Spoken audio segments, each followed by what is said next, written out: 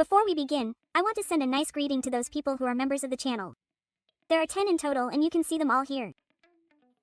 Thank you so much, since you are part of that engine that gives me the encouragement to continue creating and making these videos with all the love in the world. Also remember that this video has 8 previous parts and there is already a compilation of all of them. You can see them up here if you like. And leaving everything aside, let's begin. And immediately we can see a display case that contains towels, among other things. And a certain person is pouring something that seems to be the spring of the sun. We also see Odiada and her sister Liliana, while Carol holds a cloth with which she is apparently treating Liliana's wounds, but at that moment Liliana says, "This is disconcerting Carol." But Ivonne asks her what is happening. She says it is nothing, it is just that the smell of the spring is very familiar to her. And she asks if she is sure that this is the spring of the sun. But Carol tells the princess that it is truly genuine. Her aunt's daughter told her and it is solid information. And Ivonne thinks that is strange, but Odiada asks if it is true, because it smells a bit like her sister's nutritional supplement. And we can see that Ivonne comes closer to smell it a bit and asks what the problem is, but she thinks that the box itself is pretty, but the more you smell it, the stronger it gets. And Ivonne asks Liliana who gave her the nutritional supplements. She says that she has been taking it for a long time and it is a medicine that helps relieve itching. And she says that it was a gift from someone who has taken great care of them during all this time.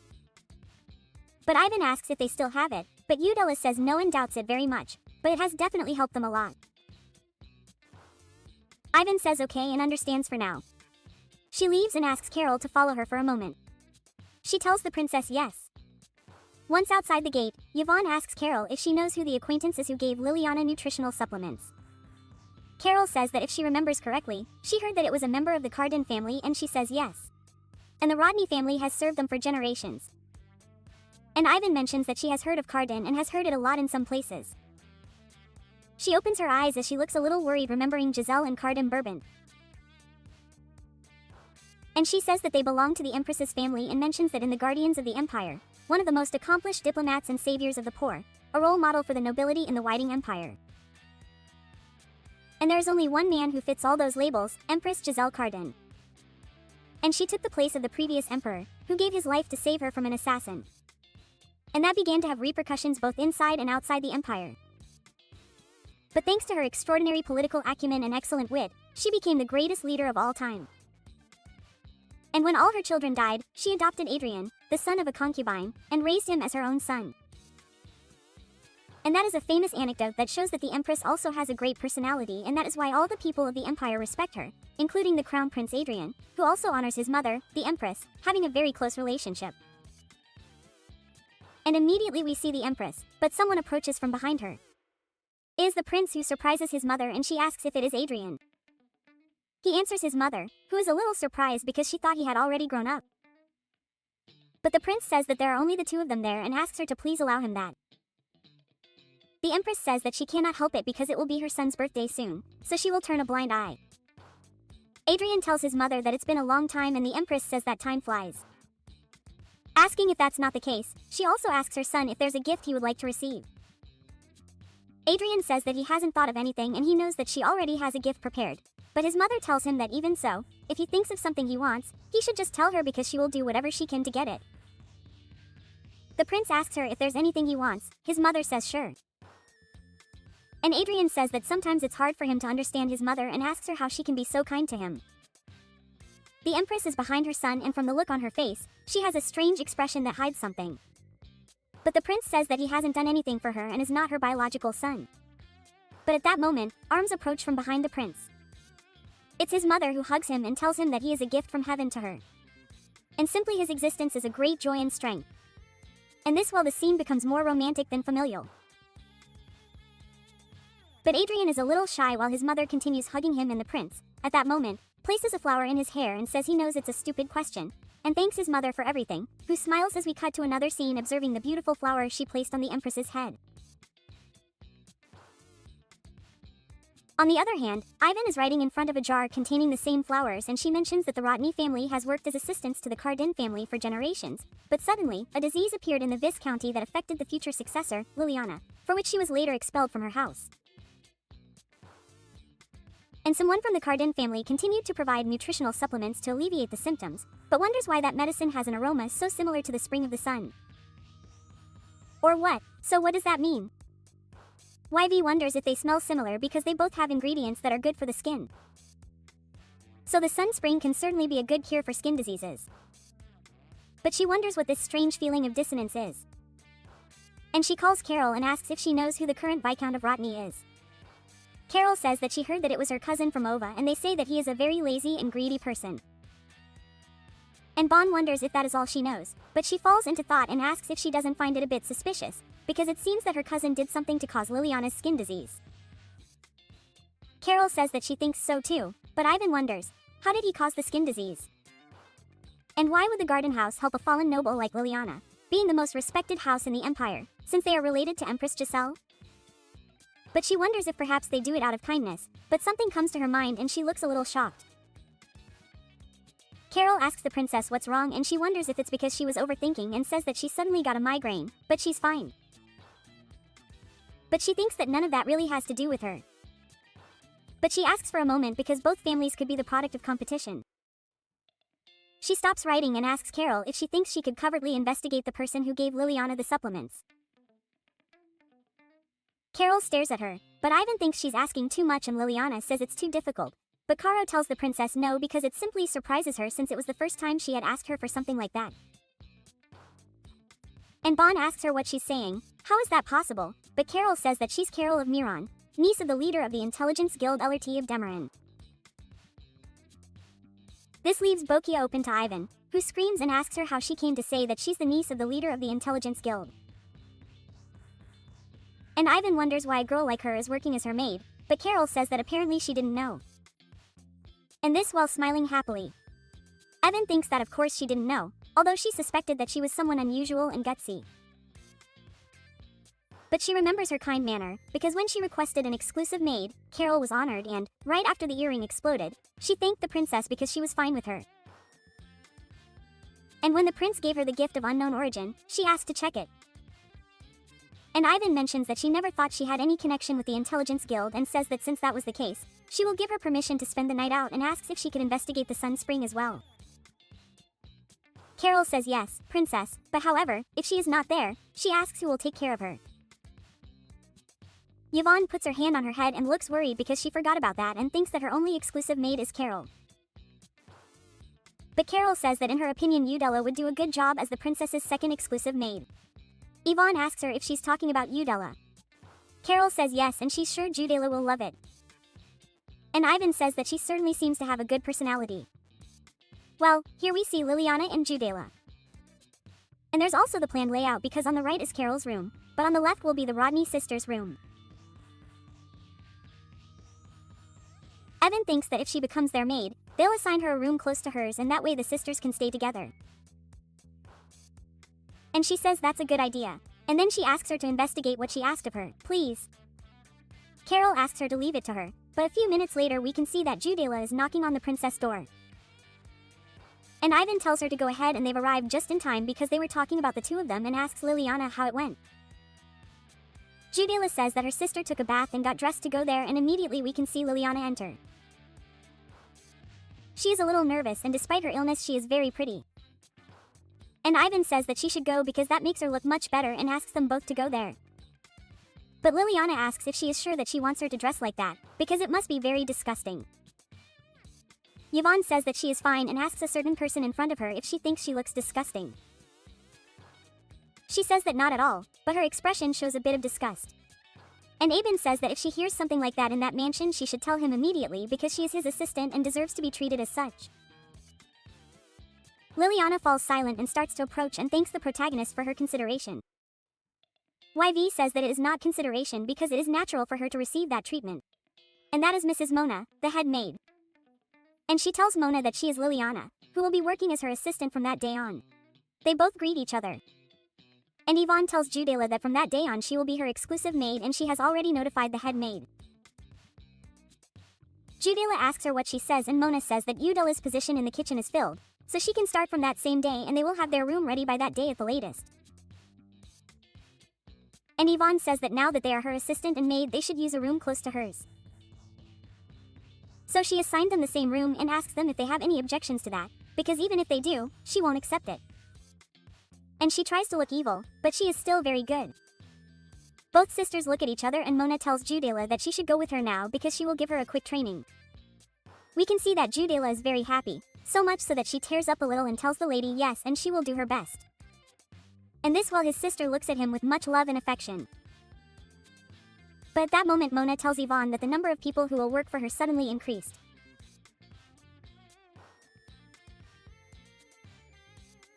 Vaughn says that it is and mentions that, somehow, he ended up having 3 people in total and these are his letters and he thinks that there is something comforting in that and, although he cannot share all his secrets, it is better than being alone and it feels good to have people around him and he wonders if his past life would have been different if he had realized that sooner. Mentioning that in his previous life he was a foolish person who did not know how to ask for help from others because of his orphan complex and his strong pride. And we can see her beating up a boy because he called her an abandoned child and said that she would kill him if he said that again and would tell the director of his orphanage.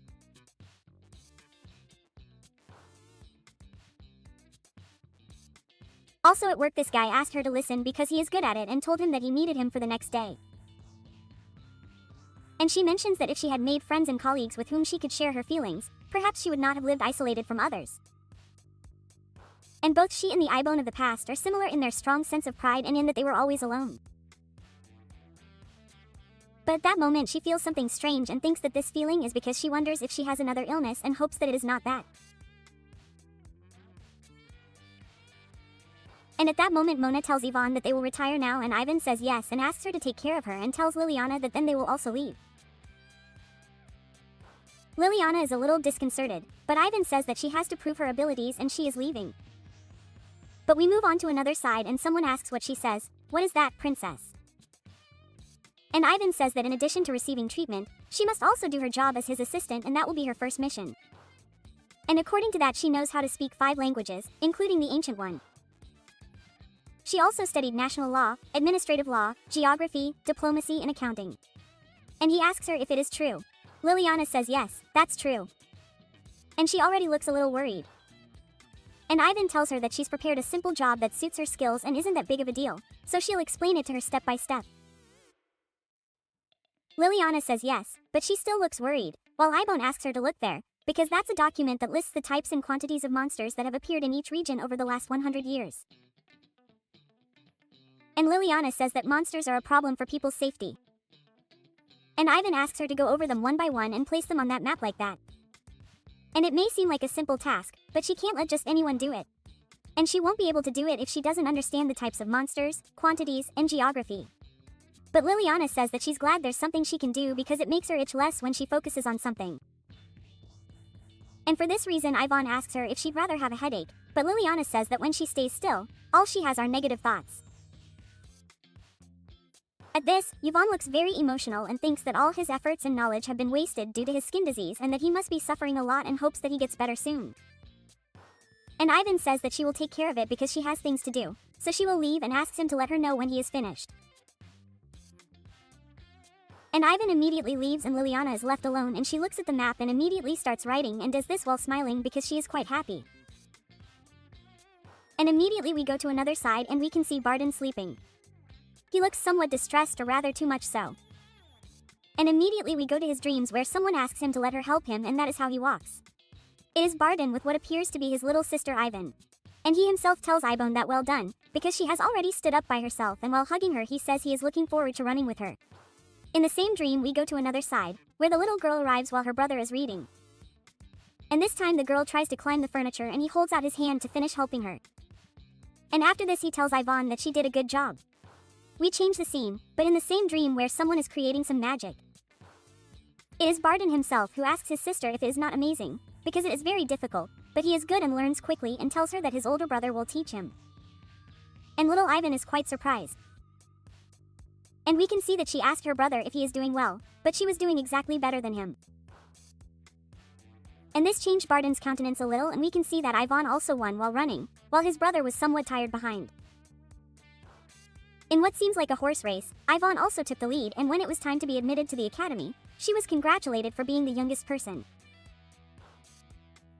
And this while her brother was behind her and mentioned that she had to be better than Ivonne, although in reality it was obvious that it was different, since people surrounded her and he was ignored.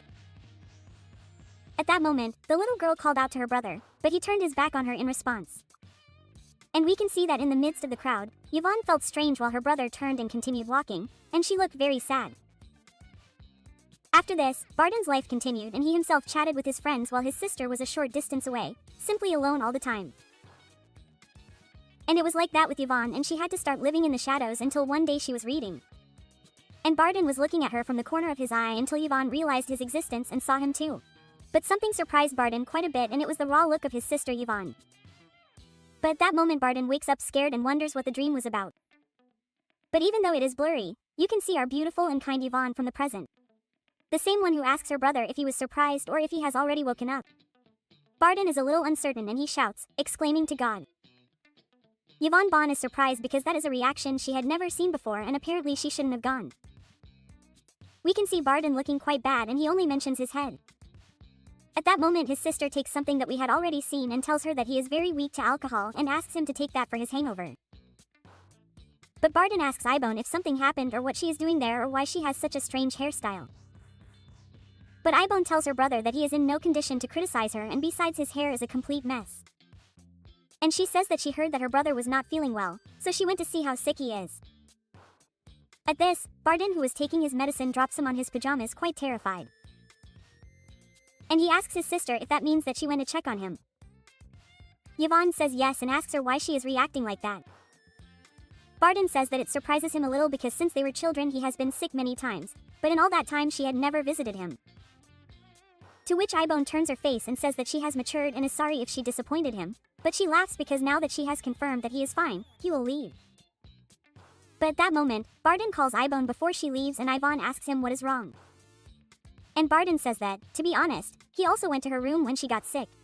This puzzles Ivonne. And Barden mentions that last year around that time, she, who had never caught a cold in her life, got sick and did not even call a doctor. And he found it strange that she was alone for more than a week, so he went to visit her, but in the end he could not go in or check on her. Ivonne says that he understands. And Barden tells his sister that he remembers that she got sick after attending a banquet held by the imperial family. And by the way, the birthday banquet of His Highness, the Crown Prince, is coming up soon. This surprises Ivonne a little, and her stupid brother tells her he's sorry because she didn't want to mention the Crown Prince. But she won't attend that banquet anyway and asks her if that's not the case. Yvonne is a little angry and says of course she won't go because she's already gotten over it. Her brother looks a little strange and says yes and that he's very well thought out and it's best if he doesn't go. But at that moment, Ivonne tells him that it's fine and asks him to rest now and taps him on the forehead with her finger, an impact that makes him lie down pretty quickly. And Ivonne says that he's like a sheet of paper and turning her back, says that then she really will leave, leaving Barden alone in his room, the same one she curses because she shouldn't have opened his mouth. But once in the hallway, Ivonne wonders how he got sick after visiting the Imperial Palace or why he doesn't remember anything.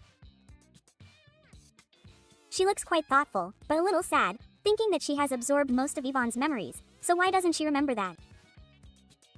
But she looks up and mentions that something must have happened in the Imperial Palace.